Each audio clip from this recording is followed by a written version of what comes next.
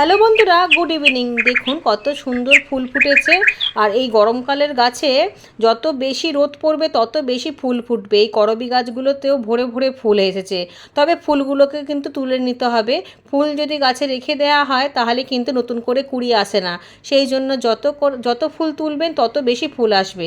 আর এদিকে দেখুন যে বেড়া বেঁধেছিলাম, সেই বেড়ার মধ্যেই কুমড়ো গাছটাকে লতিয়ে দেবো। এইভাবে কিন্তু আমি লাউ গাছও করেছি এবং ঝিঙে গাছও করেছি। গরমের সময় গাছে যত বেশি খাবার দেওয়া হয় ততই বেশি কিন্তু পোকামাকড়ও হয়। আর এই পোকামাকড়ের হাত থেকে বাঁচার জন্য কিন্তু আমি খুব একটা কীটনাশক ব্যবহার করি না, কেমিক্যাল তো ব্যবহারই করি না। ওই একটু হলুদের গুঁড়ো বা কাঠের ছাই।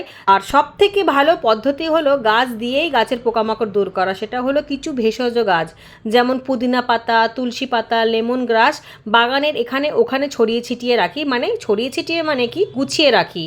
কোনায় কোনায় মাঝখানে মাঝখানে তুলসী গাছ বা পুদিনা পাতা বা লেমন গ্রাস রাখলে এমনিতেই এই সব গাছের গন্ধেতে কিন্তু ক্ষতিকারক পোকারা কিন্তু খুব একটা আসে না। যদি ওষুধ ছাড়াই এত ভালো পদ্ধতিতে পোকামাকড় দূর করানো যায় তাহলে এই সব গাছ করতে অসুবিধাও নেই। আর এই সব গাছের পাতা তো ভীষণই উপকারী। এই গরমে পুদিনা পাতার শরবত যেমন পেট ঠান্ডা করে, পুদিনা পাতা অনেক গুণাগুণও থাকে যেগুলো শরীরের পক্ষে ভীষণই ভালো। তাছাড়া তুলসী গাছ আমাদের পুজোর কাজে লাগে। আর লেমন গ্রাসের চা ঠা খাওয়া সব কিছুই কিন্তু উপকারী গাছের মধ্যেই পড়ে। গাছে একটুখানি খাবার দিচ্ছি, ওই একটু হাড়ের গুঁড়ো শিংকুচি মিশিয়ে সমস্ত গাছে দিচ্ছি। যেহেতু তরল সার বেশিরভাগ সময় দিই, তাই একটু মাঝে মাঝে কিন্তু জৈব সারও দিতে হয়, সলিড সার।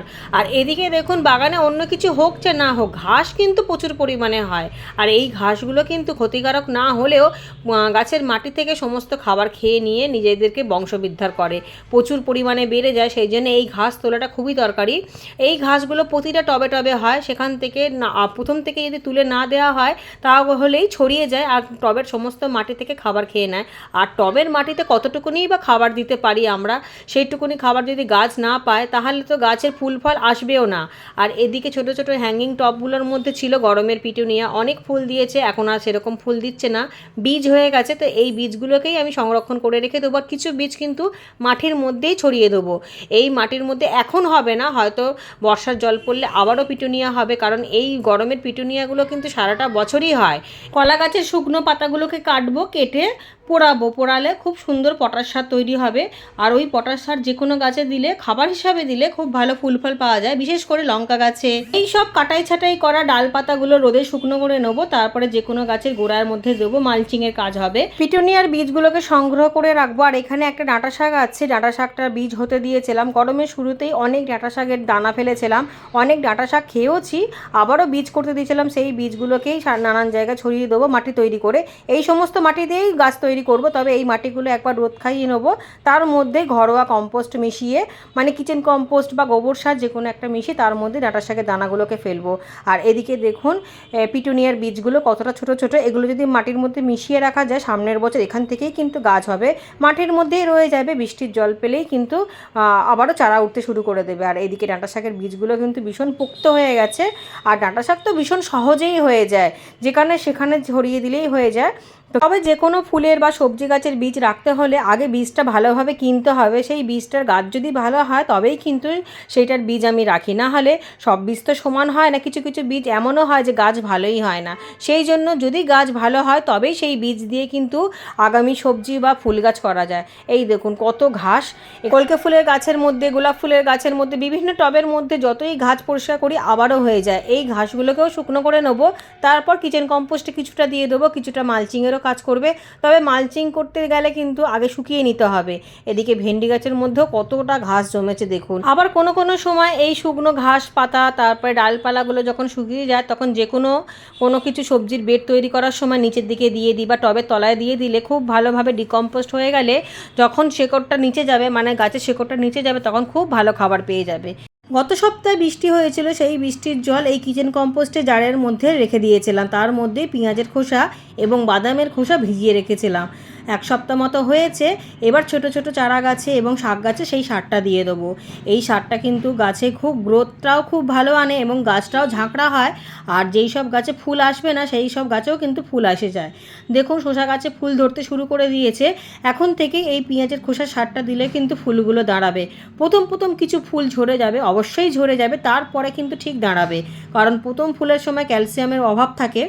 গাছ সেই ক্যালসিয়ামটা নিজে নিয়ে নেয়, তাই ফুলের মধ্যে দিতে পারে না। তাই জন্যই পেঁয়াজের খোসার জল বা ডিমের খোসা এই সময় থেকে দিতে শুরু হবে, তাহলেই কিন্তু অনেক তাড়াতাড়ি গাছে ফল চলে আসবে। আর শাক গাছে তো বারবার কাটাই করার পর তরল সারই আমি দিই। ভেন্ডি গাছ যেহেতু আমি শীতের পরপরই লাগিয়ে দিয়েছিলাম, তাই জন্য অনেক ছোট থেকেই আমি ভেন্ডি পাচ্ছি। এদিকে গাছটাও বড় হচ্ছে আর ভেন্ডিও পাচ্ছি। সব গাছেতেই অল্প অল্প করে এই পেঁয়াজের খোসার জলটা দিয়ে দেবো। সমস্ত গাছেই কিন্তু খুবই দরকার এইসব সার। গরমের সময় সার যেহেতু বেশি লাগে। আর এই নয়নতারা ফুল টুল গাছে আজকে আর এই সারটা দেবো না। আজকে এই সব গাছে শুধুমাত্র প্লেন জল দেবো। একদিনে আমি সমস্ত গাছে দিই না, তাহলে কোনো গাছেই দেওয়া যাবে না। বৃষ্টির জলে অনেক বোগেনভিলিয়া ফুল ঝরে গেছে, এমনকি নয়নতারা ফুলও কিন্তু অনেক ঝরে গেছে। আবারও হবে, নয়নতারা বাসি ফুলগুলোকে তুলে নিলে কিন্তু আবারও অনেক হয়ে যায় দেখুন। আর এই দেখুন বাসি ফুল ঠুল সবজির খোসা টোসা যেগুলো আছে শুকনো করে আমি গাছের গোড়ায় গোড়ায় দিয়েছি, কারণ গরমের সময় মাটি খুব তাড়াতাড়ি শুকিয়ে যায়। তার ফলে বারবার জল দেওয়ার, অনেক জল দেওয়ার কারণে কিন্তু অনেক সময় গাছ মারাও যায়। কারণ কি, উপরের মাটি শুকিয়ে যায়, নিচের মাটি কিন্তু ভেজাই থাকে। আর নিচের মাটি ভেজা থাকলে তার মধ্যেই জল দিলে শেকড় পচে যায়, তার ফলেই কিন্তু গাছটা নষ্ট হয়ে যায়। সেই জন্য ওপর দিয়ে যদি মালচিং করে রাখা হয়, আর দেখুন সবজির খোসা দিয়েই কিন্তু সবজি গাছ হচ্ছে। এদিকের কুমড়ো গাছ, শসা গাছ, এই সব সবজির খোসা দিয়েই হচ্ছে। এত সুন্দর খাবার পেয়ে যাচ্ছে। এই সব গাছে কিন্তু আমার সার দেওয়ার দরকার নেই। আবারও ঝিঙে ধরতে শুরু করে দিয়েছে, করলা হতে শুরু করেছে, আর এদিকে উচ্ছেও হয়েছে। আর জবা গাছের মধ্যেও দেখছি একটা উচ্ছে গাছ হয়েছে। এদিকে করলা গাছটা ভীষণ হেলদি, খুব ভালোভাবে বাড়ছে। আর এদিকে একটা জবা গাছ আছে, জবা গাছের মধ্যেই কিন্তু একটা উচ্ছে গাছ হয়েছে, সেখানে আবার উচ্ছেও ধরেছে। দেখুন কত সুন্দর উচ্ছেটা ধরেছে। আর এদিকে শুকনো পাতা ঠাতাগুলোকে তুলে রাখবো, কারণ সন্ধে হলেই কিন্তু ঝড় বৃষ্টি হচ্ছে। একটু গুছিয়ে রাখবো, কালকে যখন রোদ উঠবে তখন রোদে আবার শুকনো করতে দেবো। আর এই দিকে কলা পাতাগুলো পুড়িয়ে নেবো, এগুলো 3 তলার ছাদে যাবে। এখন আপাতত এক সাইডে করা থাকুক, যেহেতু হাওয়া দিচ্ছে ভীষণভাবে। আর অল্প একটু বৃষ্টি হলেও তো ভিজে যাবে, তবে বৃষ্টি হলে কোনো অসুবিধা নেই, গাছগুলো একটু শান্তি পাবে। কারণ এত প্রচণ্ড রোদের তাপ তো। কদিন আগেই বেগুন গাছে কিন্তু খাবার দিয়েছিলাম, আবার বেগুন গাছে কিন্তু বেগুন ধরতে শুরু হয়ে গেছে। বেগুন গাছে সারাটা বছরই বেগুন পাওয়া যাবে যদি খাবারটা ঠিকঠাক দেওয়া হয়। বেগুন গাছে আর কোনো চাহিদা নেই, তবে বেগুন গাছে কিন্তু খুব একটা বেশি ওষুধ ব্যবহার করা যায় না। যতই পোকা লাগুক আর যাই লাগুক, পোকা লাগলে জল দিয়ে বা জলে স্প্রে দিয়ে ভালো করে ধুয়ে দিলে বা একটুখানি হলুদ জল দিয়ে ধুয়ে দিলেই যথেষ্ট। বেশি ওষুধ দিলে বেগুন গাছে কিন্তু ফুল আসে না, ফুল ঝরে যায়। আর এদিকে সূর্যমুখী গাছে ছোটো জাতেরগুলো দেখুন গোছায় গোছায় ফুল হয়েছে। শুকনো ফুলগুলোকে তুলে নিলেই কিন্তু ফুলে আবারও ভরে যাবে। এই ছোটো জাতের সূর্যমুখী গাছে কিন্তু পুরো শীত পর্যন্ত ফুল দেয়। এই গাছে খুব একটা জল লাগে না, খুব একটা খাবারও লাগে না, অল্প অল্প তরল সার দিলেই যথেষ্ট। 4-5 দিন পর পর কিন্তু আমি ওই সবজি পচা জলই দিই আর শুকনো ফুলগুলোকে তুলে নিই। যত শুকনো ফুল তুলবেন তত বেশি গোছায় গোছায় ফুল হবে। আর এদিকে গোলাপ ফুলের শুকনো ফুলগুলোকেও তুলে নিচ্ছি। এই ফুলগুলো কিন্তু আমি সব গাছের গোড়ায় গোড়ায় দিয়ে দিই, মালচিংয়ের কাজ করে। আর খুব ভালোভাবে সারও তৈরি হয়ে যাবে। রোদ পড়ে জল পড়ে তরল সার পড়ে কিন্তু খুব ভালো খাবারও পেয়ে যাবে গাছ। দেখুন গাছের গোড়ায় গোড়ায় এইভাবে ছিঁড়ে দিই। টাটকা ফুলগুলো দিই না, টাটকা ফুলগুলো পুজোর কাজে দিই।